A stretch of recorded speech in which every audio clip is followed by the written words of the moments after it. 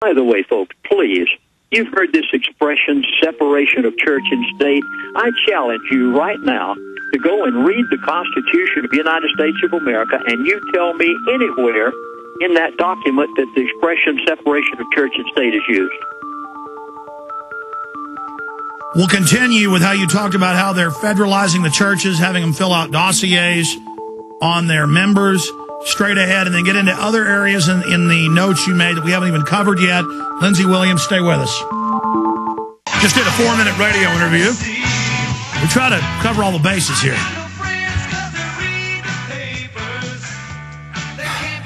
Lindsey Williams is our guest. I want to open up the phones for Lindsey at the end of this hour. Specifically quick questions for him, only for Lindsey. 1-800-259-9231. By the way, we've set Lindsey back up for Friday, haven't we? What time is he on Friday so I can plug that? 1 o'clock, so we can break more of this down Central Time. Okay, Lindsey, short segment, long segment coming up.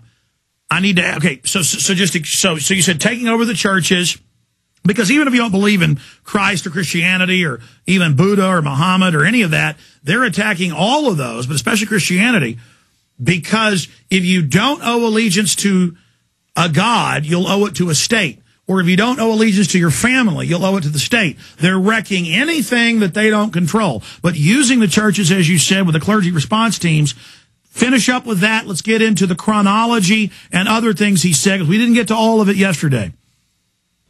Alex, I'm going to save until Friday the subject of money. Now, I haven't even touched on it. I didn't touch on it yesterday. I am dealing with another subject today, and I'm so glad you're going to take calls at the end of the program.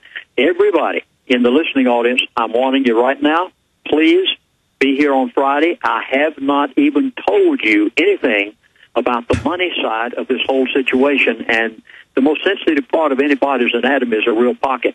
Now, on Friday, I will take the entire 1-hour program that Alex is allowing me to be on with him, and I'm going to talk about nothing but what this man said to me about money. I am going to give you a chronological order. Now, please understand this, and if you have any trouble with this word, look it up. I know it's a big one.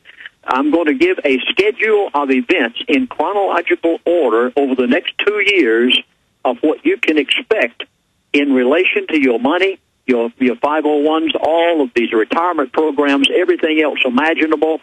We did get into this subject, and so now I'm going to go back to this, but I just thought I needed to say that. And by the way, I was wrong. You're on at noon Central. Go ahead.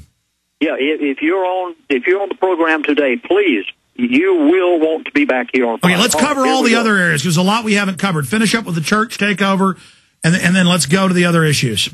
Find somewhere in your Constitution, anywhere you can. You read it from end to end. You need to read it anyway. See if you can find the word separation of church and state. Now, one of the first things I learned when I lived with the elite back at Prudhoe years ago and had an opportunity to sit across the dinner table from these people, sit in their board meetings, one of the things I learned was listen to their buzzwords. Nowhere in the Constitution of the United States of America will you find the expression separation between or separation of church and state. It is a buzzword. They've planted it in your mind. They've caused the pastors to think. You see, in the Constitution and in the writings of our founding fathers, the state was ordered not to get involved with the church. The state was told to quit meddling, never meddle with the church. But the church was allowed to meddle in the state all they wanted to. Pastors used to preach electoral sermons. They talked about candidates. You can't do that today. Your hands are bound. You are literally tied. The First Amendment says Congress shall make no law respecting an establishment of religion or prohibiting the free exercise thereof. That means no jurisdiction for government. And how long are you pastors going to sit out there and be pansies?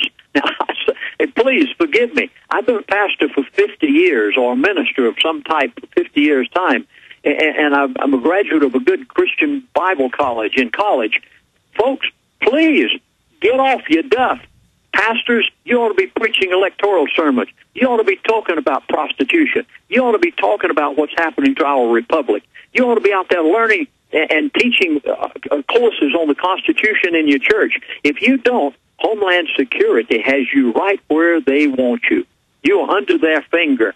And whenever you attend one of these Homeland Security meetings and they suggest to you that you should need to go and get all this information from your churches, don't you realize that they are going to use this to the destruction of your church members whenever they get ready to perform what they want to do in pulling the strings 2 years from now? Pastors, you are getting set up. You literally are being used as pawns.